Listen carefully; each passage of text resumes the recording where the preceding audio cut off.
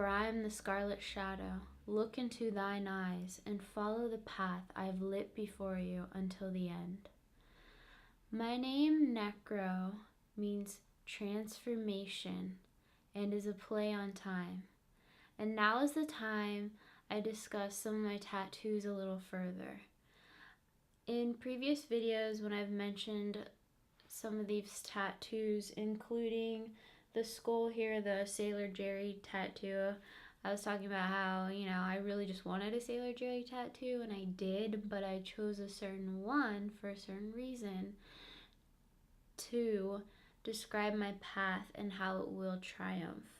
Also, I have a Grim Reaper on my arm, which is a significant part of my magical path and the magic that I work with.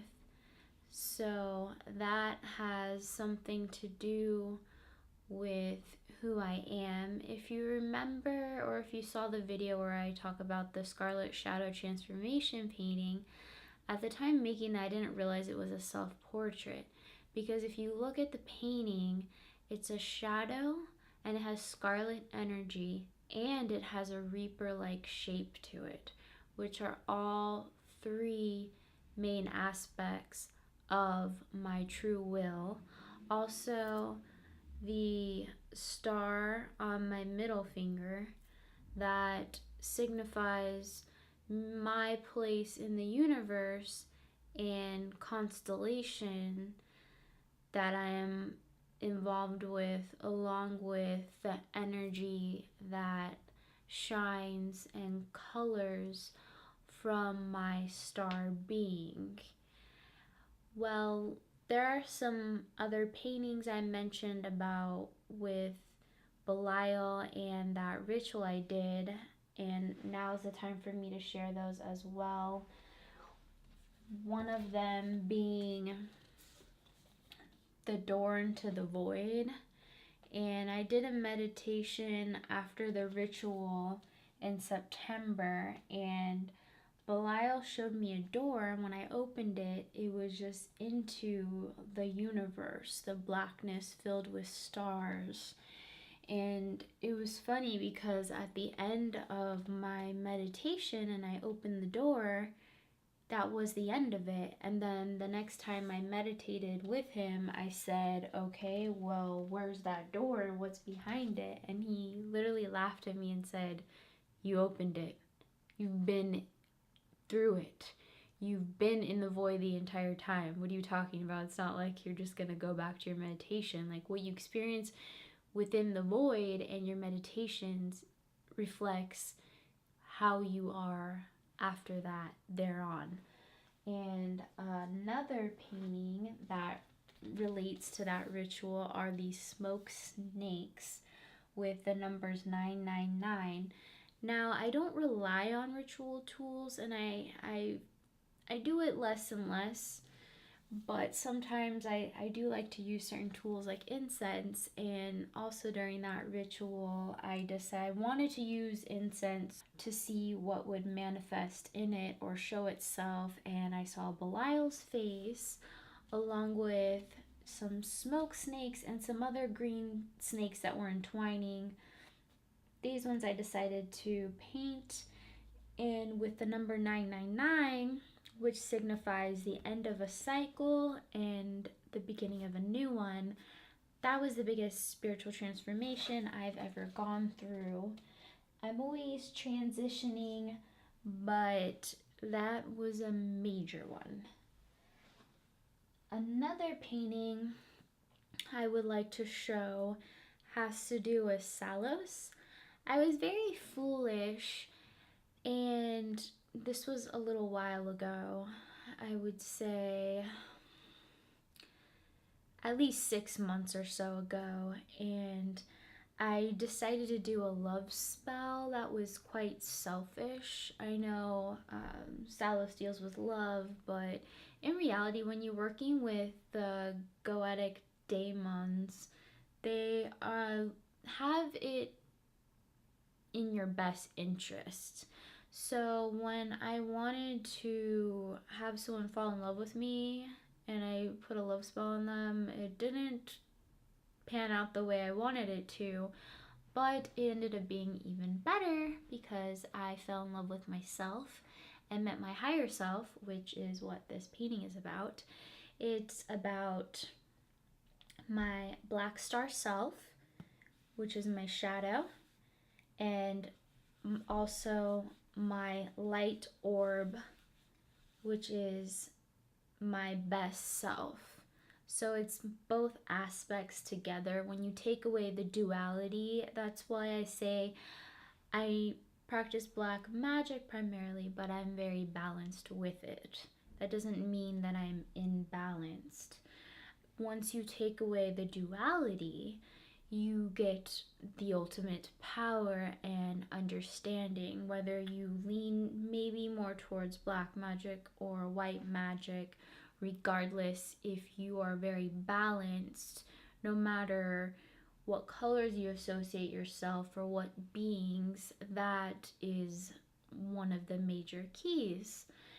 With that said, there's also importance to being balanced with yourself versus the universe and or slash void, because when I opened the door to the void, I got a little lost. Like, it wasn't that I didn't know where I was going. I just got very surrounded by darkness and being one with the universe, to where I started being in a very dark place because I wasn't focusing on myself and my path so much. So there needs to be that balance with not focusing too much on yourself and not focusing too much on the void.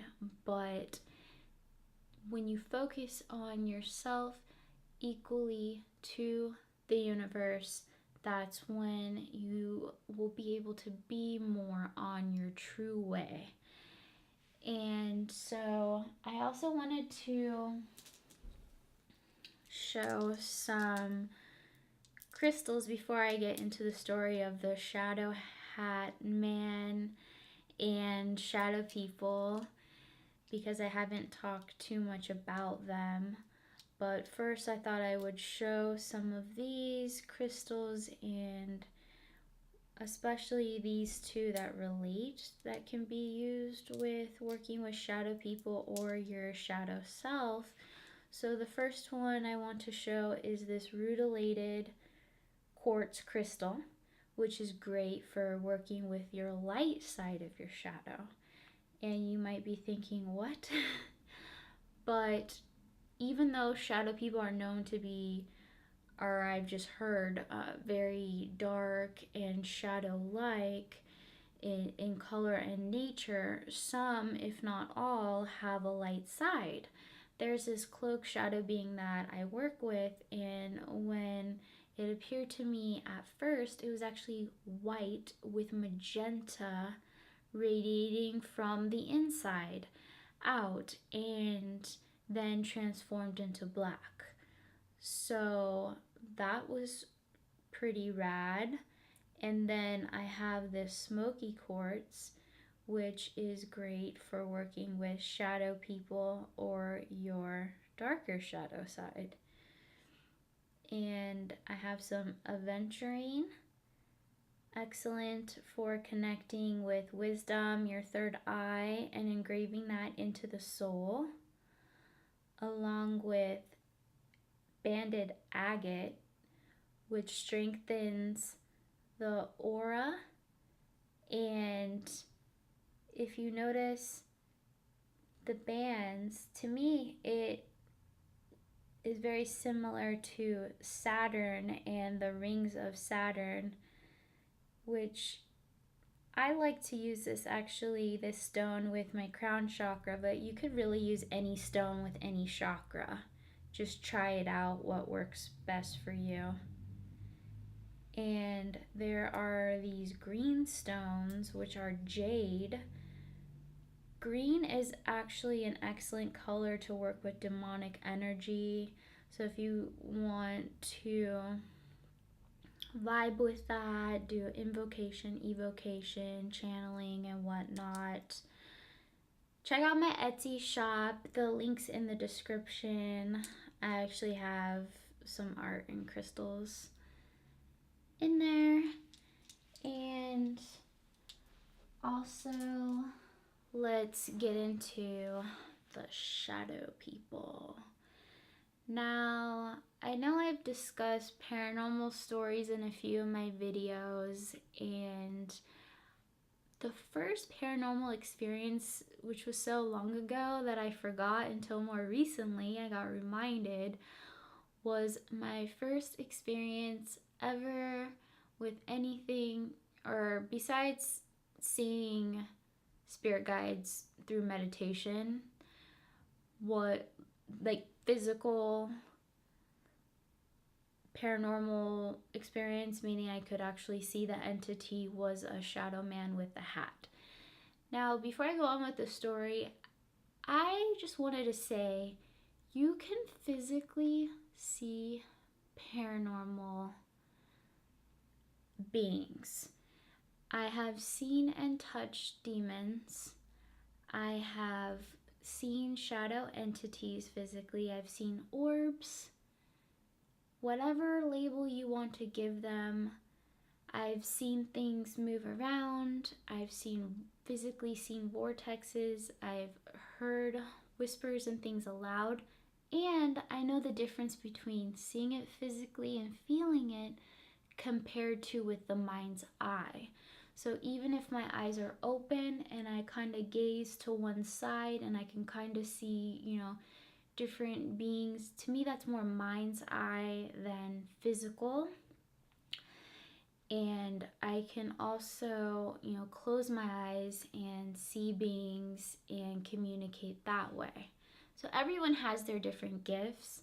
The reason why I wanted to bring that up is I often hear people saying, oh no, don't expect to see something physically, or don't expect to hear it. And I don't like that at all, because open yourself up to it.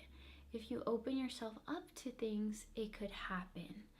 So with that said, before I even thought that I could physically see anything, luckily for me, early on, before I really got into witchery, I had physically seen beings and whatnot, so I was open to it because I knew it was a possibility. It happened to me.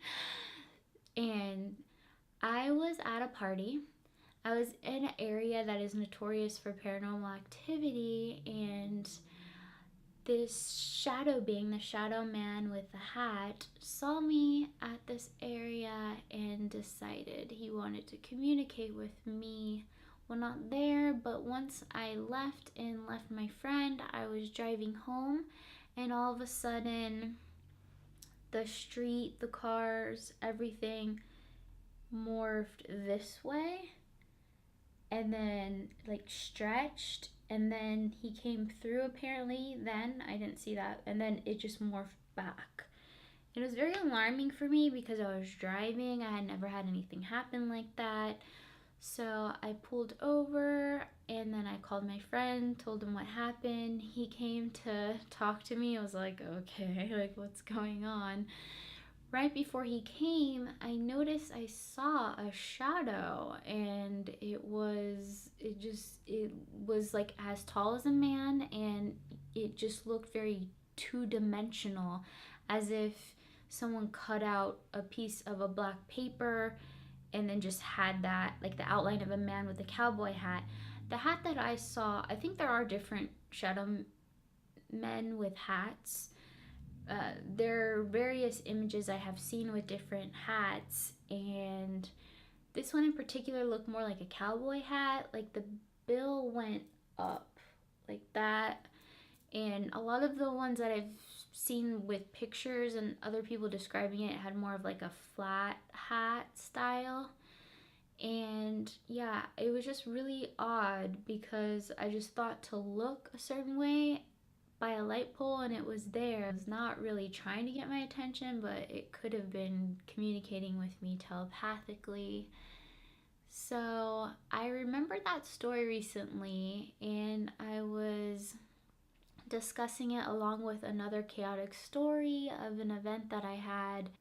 While discussing the shadow man with the hat and this event, I got a sign that I should definitely work with this shadow man. I got a very strong message, and I have been working with him and very other shadow people, and it's been great.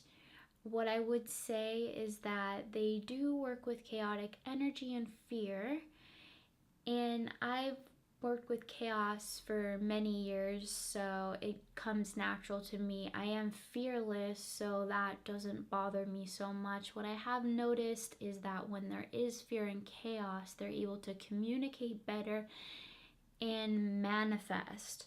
So even if I create a story in my head, a scenario where either I'm feeling fear or another person's feeling fear, they can then appear and communicate a lot better.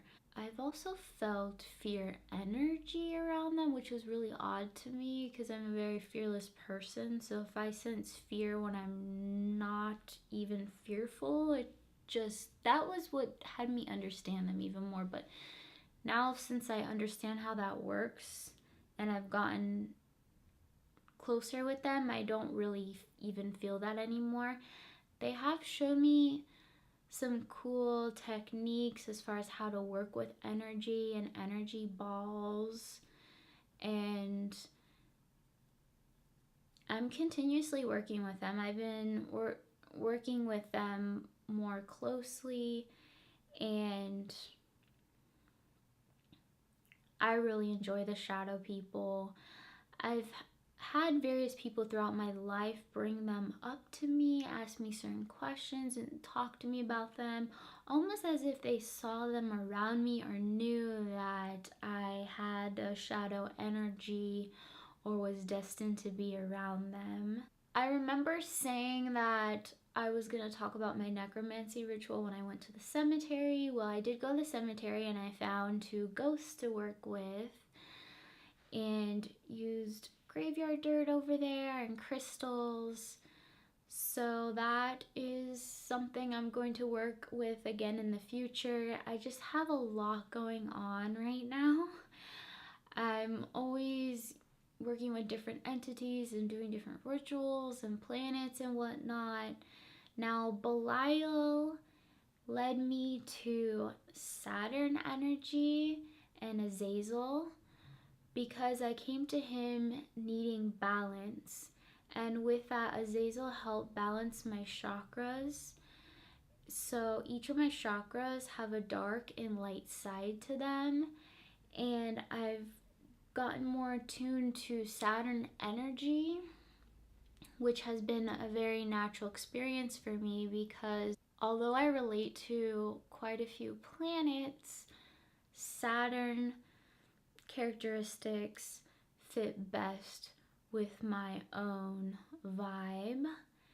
And please like, comment, subscribe, turn the bell on so you can get future notifications. Until next time.